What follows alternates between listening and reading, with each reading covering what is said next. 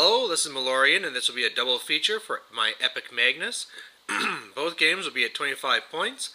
First one will be up against Madrak, and the second one's going to be up against Denegra. Alright, so starting off with the mission, this is close quarters, so in order to win, you have to control the zone on the other person's side 3 times. There's also kill box, so if you're too close to the outside, 10 inches to a board edge, then you just die, so that's a bad thing. And what my list is here is, what I learned in my last game is that I've been actually kind of cheating with my cutthroats. It wasn't anything ever too serious. I just really thought that I could combine fire with them. I can't. And so what I really did is kind of booted them from the list. And what I'm going to be doing instead is trying a couple of new things mixed in with some stuff I'm used to. So what my 25-point list is Alexia and her Risen. Of course, I have eMagnus. He has his Mangler, which is bonded. I also have a Buccaneer. I have Gorman, a min unit of the Nis Hunters. I also have Ionon Holt and Kale Baylock. So an interesting little mix. We can see how it really works. No real strategy apart from how it's going to work with my feet. You know, not a lot of synergy between the units. A lot of the stuff here is really being put in just because, you know, some of it I haven't been even used before. Up on the other side, I'm up against a troll army, and this is with Madrak, which I've probably faced at some point. I just can't really remember him, and I got a better picture of it, so let's go to that.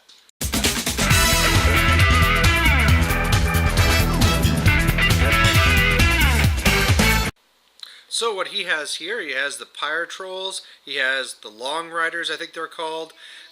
Then he has Madrak, there is the Axer, the Fellblades, and then a Fellcaller. So a pretty, I don't know, kind of a mix of an army here. And really what I'm planning to do is just really, I have all my shooting units on the right side to go and shoot up these Fellblades. And then after that, I'm pretty sure my Mangler can be knocking down his Cav. And just kind of go from there. Pop my feet, beat him down, and just go from there.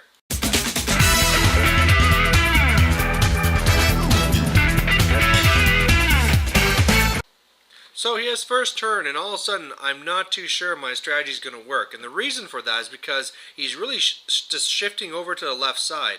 And like I said, I have all this shooting on the right side in order to take down those Fellblades. But if he goes around that impassable in the center, then I'm not going to really get the shots I was planning. He also gets a spell off on his one front Cav guy there, the Surefoot or whatever it is, so they get higher defense and can't be knocked down. And other than that, just a little bit of an advance here. My turn 1, it's really just moving up a little bit here, casting mobility so I can get a little bit more speed from my jacks. But really what I've done is I moved up Kale Baylock to shoot down one of the Fellblades. I'll be giving him Vengeance, but, you know, at least I'm killing something. And what I've done is I've gone and faced the Mangler to the left side so that not only can I counter whatever comes in, but also to kind of more entice him to come to the right side with those Fellblades. So we'll see if it works. His turn 2 though, and he doesn't really take that bait, he just gets in my face. And so it's really just running with the Fellblades, just kind of put in a big huge brick there, and then everything else is right there in order to counter after. So this isn't really a bad thing. What I really see is going to be happening is I'm going to try and kill all these Fellblades, or Fenblades, whatever you call them, and then maybe killing off some of his bigger stuff too, and then I'll be popping my feet. And once I do that, he'll be pretty much locked in place, and then after that, I can hit his big stuff. So yeah, they're actually Fenblades, but as you can see, there's not much of them left. With all my different shooting I got to do in there, and my Jack going in and doing Thresher and killing a bunch, and even going in there with Magnus and killing one of them, I really killed off every single one of them except for one. I had one of my Risen turn into a Bane warrior and charge in, but with his defense so high I missed. But now with my feet up, it caught everything, and so nothing can come towards my board edge or the right board edge. And so not only does that mean he can't really counter, except other than killing that one Bane, but he also has only the one Fellcaller in the zone as well, so it should be pretty easy for me to score on my next turn. His turn 3 then, and what he decides to do for the most part is actually just kind of back up. I mean, sure, he went and he killed that one Bane he was in contact with, but otherwise, yeah, the only thing he did that kind of surprised me is he went to try and do a little bit of damage to Magnus by doing the spray from the Fellcaller, but I don't think that even did anything, and I mean, now he's going to be in kind of a tight spot because I can take the zone for free, but then again, you need 3 points to win. My turn 3 then, my very first priority was going to be trying to kill the Axer, just to try and take these heavies out. So I went in and I was able to kill the Axer and that one Long Rider that was up near the front. Past that, I did some shots into some of the other things like the Fell Collar, but he still had a couple of wounds left there. As you can see, he had a couple. And so after that was done, I just really ran in my Risen to try and bog everything down, just so that he can't really do too much on his turn, and then I can counter on my turn. My big brain fart this turn was not moving up the Buccaneer. His turn 4, and this actually kind of surprised me. First of all, I didn't know that the Pyre Troll had the breath or kind of spray attack, so he did that and just killed a ton of Risen. So all of a sudden, I wasn't really blocking him at all. What happened after that is that he came in with his Long Riders or whatever. They did the slam, and what he was trying to do, it was slamming my Jack into my caster to knock him down. Didn't go quite far enough, but they did hit Alexia and did some damage to her. After that, I mean, pretty much at this point, I had already scored my point. He couldn't really do much to dedicate in order to make sure I didn't get the zone. He had to kind of really go after me. So he's just really going for the caster kill. And so after that, he came in and tried and do a spray. Madrak came and threw his silly little stones, killed Alexia, and then went to do the Snapfire to shoot at eMagnus and just cranked the damage. I was left with, I don't know, 5 damage left or something, but in the end I survived, and the main thing here is that I scored again, and so even without anything else, I'll win next turn. So then on my side 4, just to make things more legit, I come up, I kill the one Fell Collar, put Harm basically with a kiss on Madrak, shoot him a couple of times. I tried to go and net him to make sure he was going to be knocked down too, but he used his little scroll or something to ignore it, and then of course the Mangler goes in and just squashes him. Alright, so obviously that was a victory, but I'm going to save all my thoughts to the very end. We're just going to jump here into my second game. So the second game that I had then was this one that was now against a more experienced player. He's actually the guy that's pretty much the press ganger for the store. He's not the press ganger yet, but he's pretty much working to try and get it. Anyway, he's running this Krix army. It's really not something that's set up to be perfected or anything. It's actually something that's more of this kind of a journeyman league, so working off of the starter set. But at the same time, you know, he has some pretty tough stuff in there. We're doing the same scenario again. It's a little bit spaced out and thing because we're actually, because of the way the tables are set up, we're on a 6x4 board, but really we're just going to be in the center anyway. So we just made it work with this whole desert theme that was going on here. I have the same list again. And on his side, what he has that Machine Wraith on the left side, 3 different chickens, he has a Slayer, Denegra there in the back, then he has the Bane Knights, he has Tartarus, and that's really it. And so my thought here is, I mean, this was pretty much perfect, because I set up first and then he went second. And what I really think I'm going to be able to do is just shoot down all of his Banes. I really have to try and kill these chickens to make sure they don't have much of a problem, but he put his Machine Wraith right over where my Iana and Holt are, so I should be able to kill them with some magical attacks, and then once that's done, I just go and pop my feet and smash things. So I know Denny is sneaky, and we'll just have to see if he ruins my day. And I just want to get a little close-up of his Denegra here. You know, he just, kind of a neat paint job. He set it up with this coffin there with the light glowing out from it and stuff. And, you know, it's always neat to see these conversions and making them a little bit more custom and personalized.